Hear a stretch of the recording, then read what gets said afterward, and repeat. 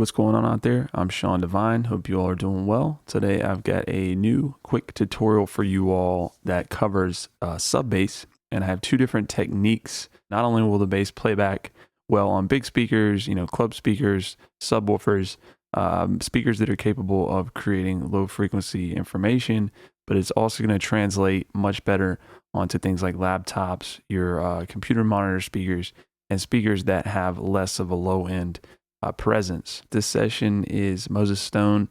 It is Young and Invincible featuring Lisa Shinta. That's who you'll hear featured on the hook. But let's take a listen, and then we'll dive into widening and creating more impact for the sub bass.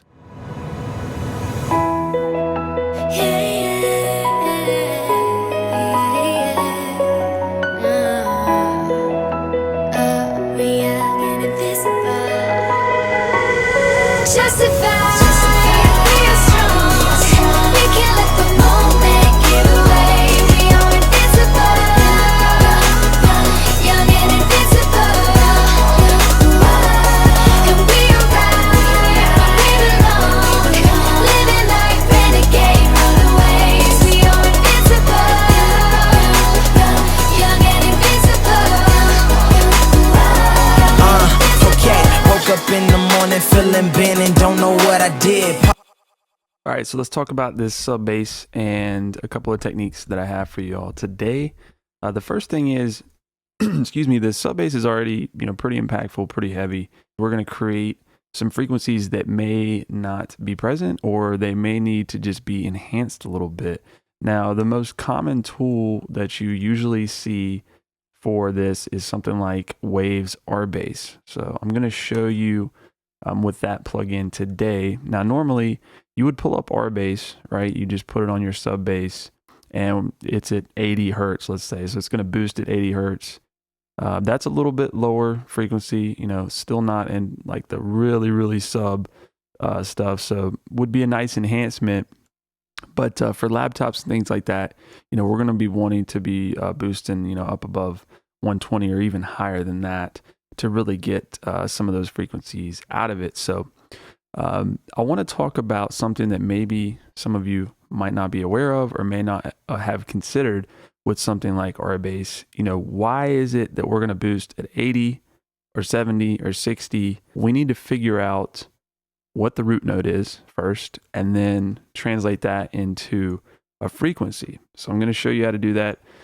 I know that might sound confusing right now, but I'm going to show you what I mean. So let's pull up Pro Q, and you can use any kind of equalizer with a display of notes like this. If you go down here to this piano and click that, it will show you your piano keys there, so you know note values for your frequency, and it'll move along like that. So let's take a listen to the sub bass and hear what's going on melodically in the scale or note wise.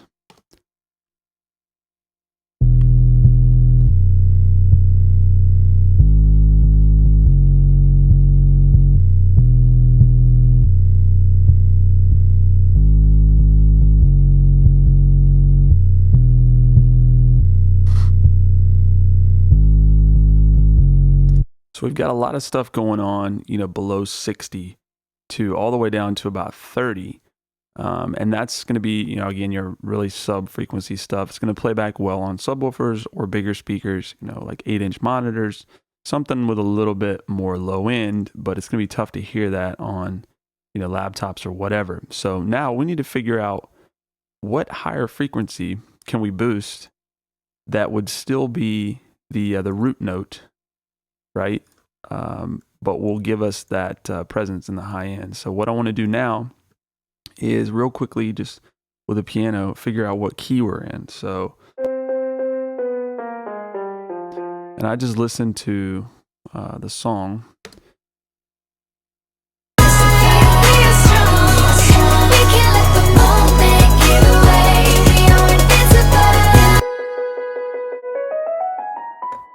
So if I play that scale with the song,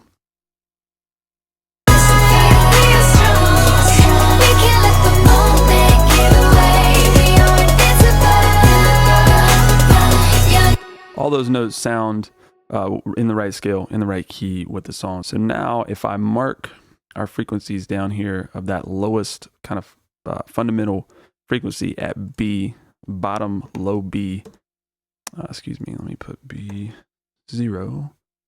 That tells us it's at 30. So when we play that sub bass back, you'll see that lowest note hitting at 30 hertz. Right there. So it's hitting right there. Let me just put, let's put a little slower resolution here. Excuse me, a slower speed so you can see. Right there. So that's hitting at 30, which means we need to either go up an octave or maybe even 2 octaves. 60 is hitting pretty well right now. Let's go up 2 octaves. So B2 up in there. That's at 123. So that sounds pretty good. Let me just solo that frequency, or let's monitor it a little more closely.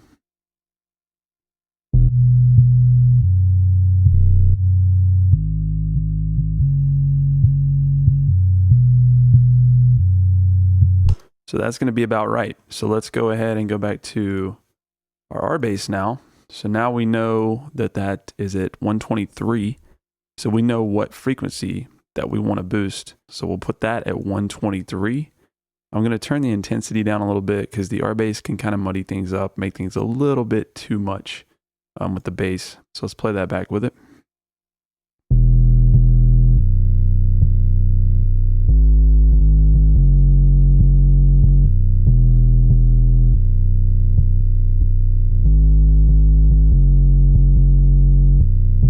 Sounds cool, gives us a nice little boost. Let's just say that you wanted to use another one to even boost another octave higher than that.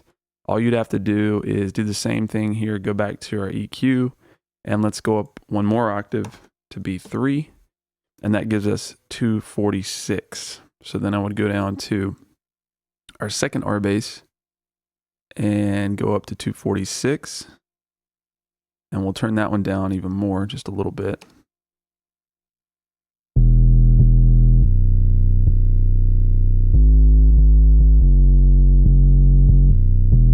Now let's play it back with this song.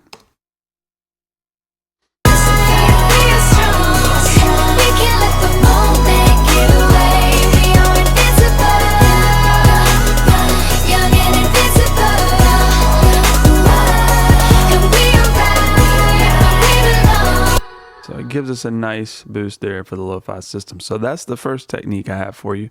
Again, just figuring out where we want to create a boost in the frequencies and finding the right key. All right, so the second technique I have for you all today is going to further enhance those a little bit higher frequencies. So playback is going to be better on the laptops, but also it's going to add a lot of width when we're listening in stereo, and it's going to be mono compatible. Meaning if you're on stereo speakers, it's going to sound really wide. But if you're on a mono setup or you're in the club, something like that, it's not going to interfere with the original bass. And in fact, if it's in mono, it will just cancel what we're going to add and give you the original bass. So I actually had someone send me a similar kind of variation to this not long ago. I've been using it for some time. So it was just a good reminder to, share this with y'all for some of you who may not be familiar with this technique. But shout out to, I believe it was DJ Light for sending me that video. But what we need to do is go ahead and duplicate the bass track. So I'm going to duplicate that, and then we don't need the R bass or the Pro Q. So then I'm just going to drag our bass down there. So we've got an exact duplicate, and then we need to open up an EQ. And we just need to roll off all of our low frequency stuff. But let me play back, and we need to retain some of that because we're going to distort it in just a second.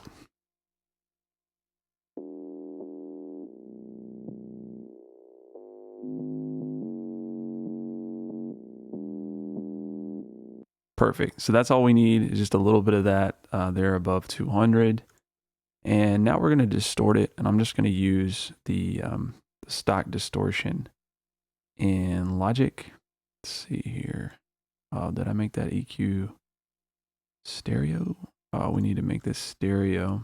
Make sure that the bass track is stereo. So let me go. Okay, cool. That's in stereo. And then we're going to go to the distortion now, and we're just going to heavily boost this. I'm going to turn down the output a little bit.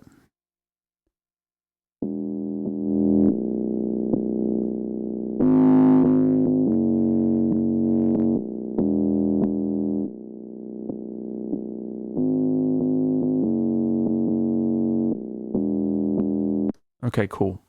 So now the last thing that we want to do is we want to put a gain plugin. Again, make sure it's a stereo gain plugin. And then we're just going to go over here and we're going to just flip the phase. So I'm going to hit left, and you're only going to be able to hear this if you're on headphones or stereo speakers. But once I flip that, get something like this.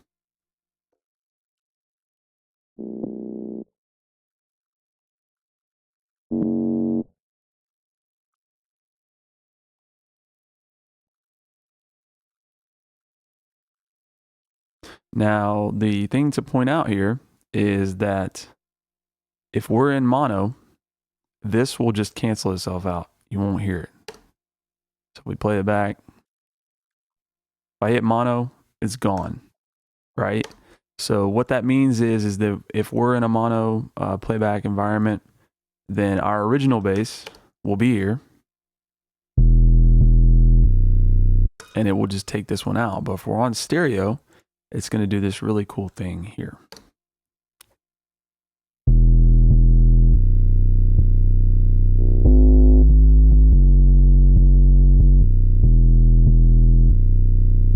So on mono, it's gone, and then with it, you get a nice stereo spread on the bass.